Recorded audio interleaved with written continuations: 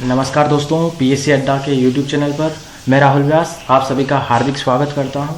दोस्तों, आज हम इस वीडियो में देखेंगे संवैधानिक निकाय का दूसरा पार्ट, जिसमें हम UPSC union public service commission और राज्य लोक सेवा आयोग के बारे में जानेंगे कि उनसे संबंधित भारतीय संवैधानिक प्रावधान क्या हैं और उनके कार्यों, सीमाओं, परिवर्तन से संबंधित अन्य प्रावधानों के बारे में हम इस वीडियो में डिस्कस करेंगे। तो आपको इस वीडियो में काफ़ी कुछ जानने को मिलेगा यूपीएससी और स्टेट पीएससी के बारे में।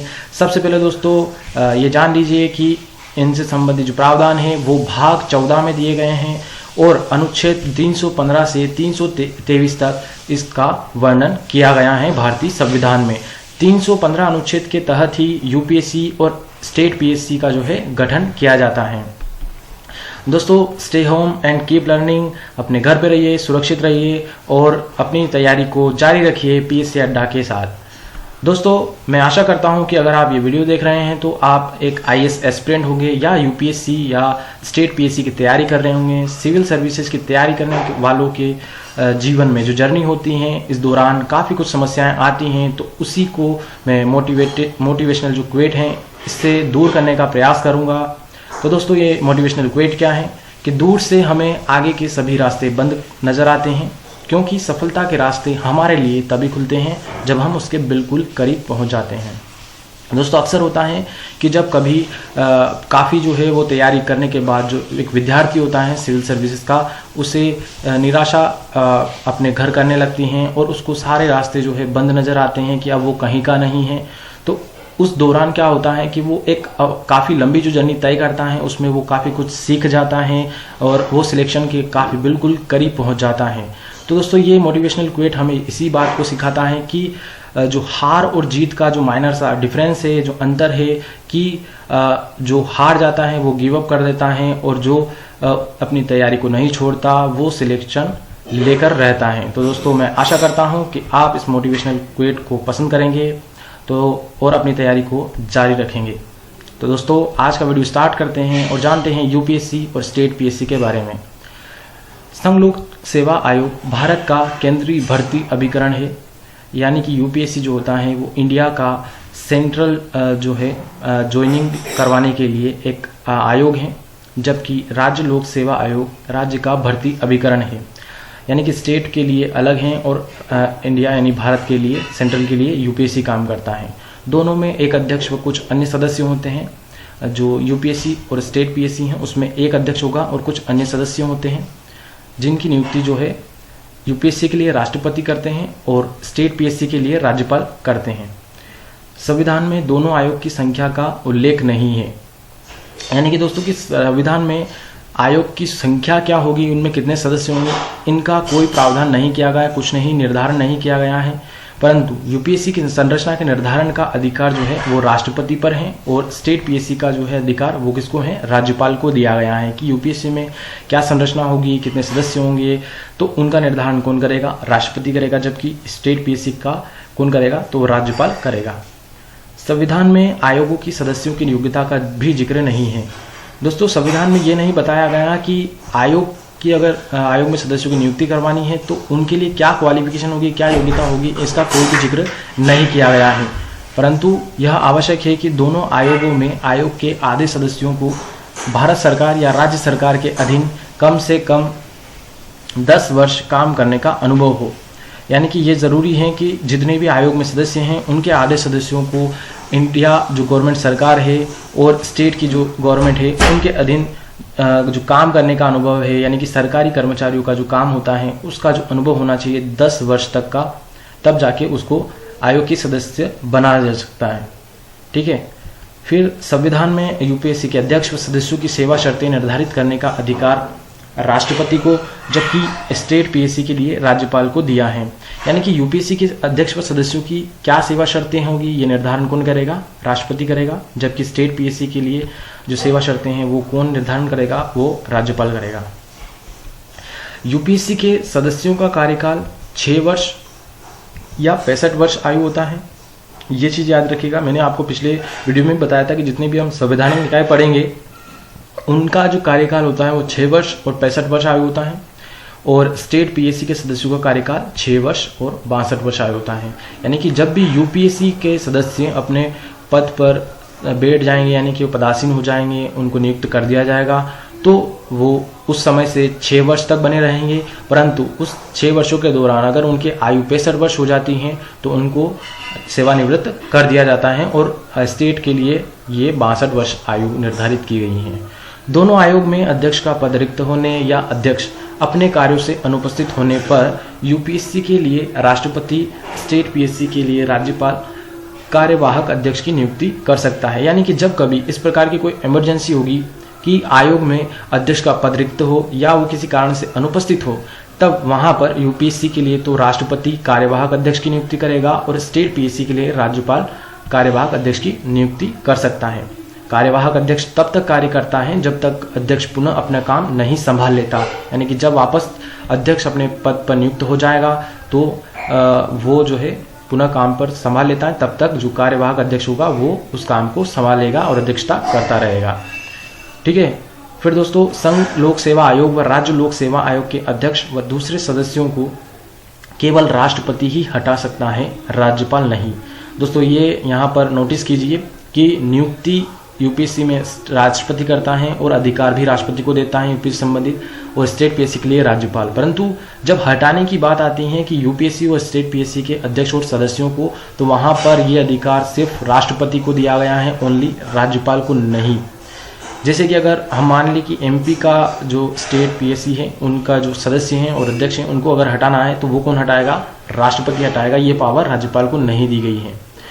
कदाचार के मामले में राष्ट्रपति मामले को सुप्रीम कोर्ट में भेजता है। यानी कि कुछ गलत कृत्य करने का जो मामला आता है अध्यक्ष या सदस्यों पर, तो राष्ट्रपति जो है उस मामले को कहाँ पर भेजेगा? सुप्रीम कोर्ट में। अगर सुप्रीम कोर्ट जो होगा जांच के बाद बर्खास्त करने का सुझाव देता है, यानी कि सलाह देता है कि सुप्रीम कोर्ट की हाँ जांच सही पाई गई है और इनको बर्खास्त कर दिया जाए अपने पद से, तो यह सुझाव राष्ट्रपति के लिए बाध्य होता है। यानी कि जब कभी सुझाव इस प्रकार दिया जाता है तो राष्ट्रपति को बाध्य होता है कि उसको वो मानना ही पड़ेगा। अतः राष्ट्रपति सुप्रीम कोर्ट की जांच के बाद यूपीएससी अध्यक्ष व सदस्यों को निलंबित कर सकता है।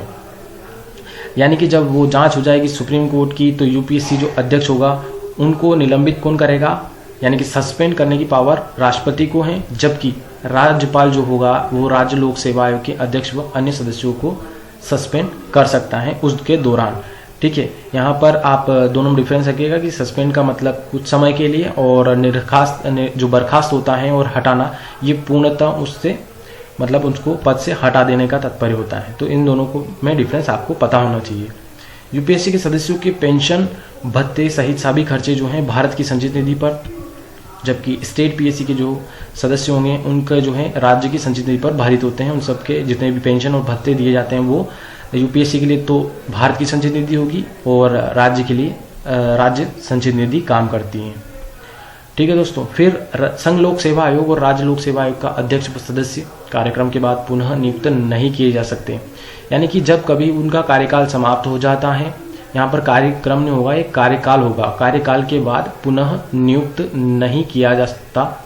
यानी कि जब कभी उनका कार्यकाल समाप्त हो जाता है तो उनको वापस से नियुक्त नहीं किया जाता। जिस प्रकार मैंने बताया कि 6 वर्ष उनका पूरा हो जाता है या 65 वर्ष की आयु पूर्ण हो जाती है यूपीएससी में, तो उनको वापस से पदस्थ नहीं किया जाता, उनको वापस से अध्यक्ष या सदस्य नहीं बनाया जाता है ये यूपीएससी में। परंतु इनसे संबंधित और भी अन्य कंडीशन यहाँ पर दी गई है कि यूपीएससी का अध्यक्ष कार्यकाल के बाद भारत सरकार या किसी राज्य सरकार के अधीन किसी और नौकरी का पात्र नहीं हो सकता।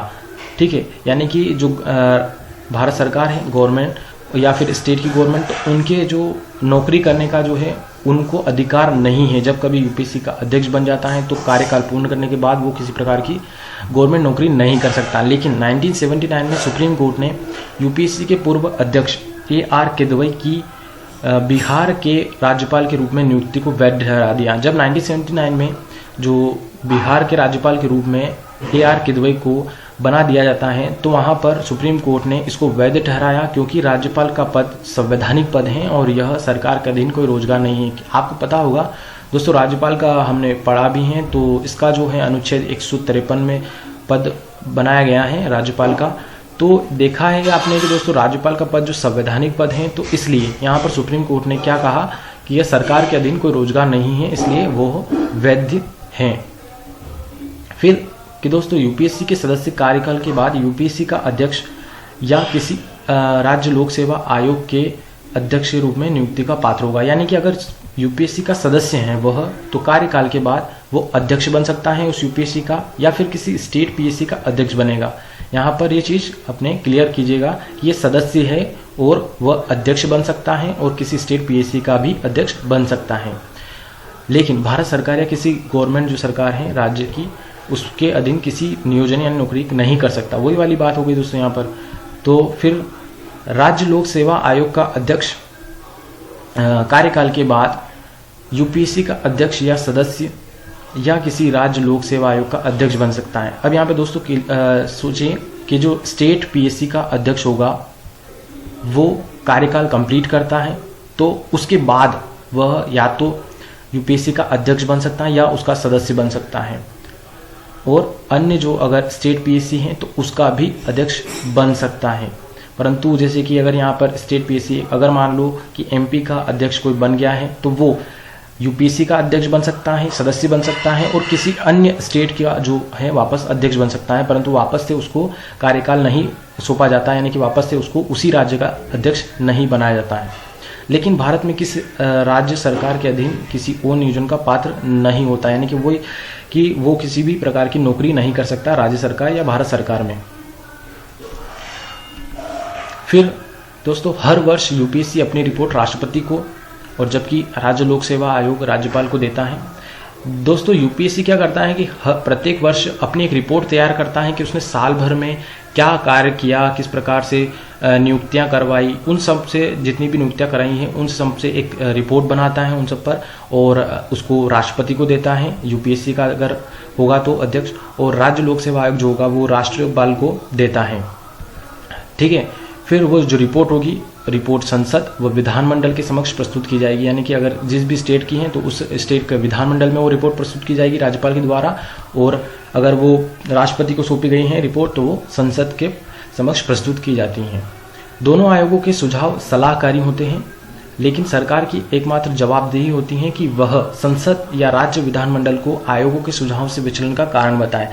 यानी कि जब कभी अगर नियुक्तियों से संबंधित अगर आयोग कुछ सिफारिश करता है, सुझाव देता है, तो वो जो भारत सरकार या जो स्टेट की सरकार होगी उसके लिए क्या होंगे, सलाहकारी होती हैं, यानी कि सलाहकारी होती, परंतु उनको जो है जवाब देना पड़ता है जब कभी अगर जो सरकार होगी उन सुझावों को नहीं मानती हैं, यानी कि जो सरकार होगी आयोग के सुझाव नहीं मानती हैं, तो उनका जो विचलन का कारण है कि क्या कारण रहा है जिसके कारण जो है आपने आयोग के सुझाव को नहीं माना है, तो वो बताना पड़ेगा यहाँ पर। तो ये तो याद रखिए कि दोस्तों सलाहकारी होती है, परंतु फिर भी कारण बताना पड़ता है कि किस कारण से आयोग की सिफारिशें नहीं मानी हैं।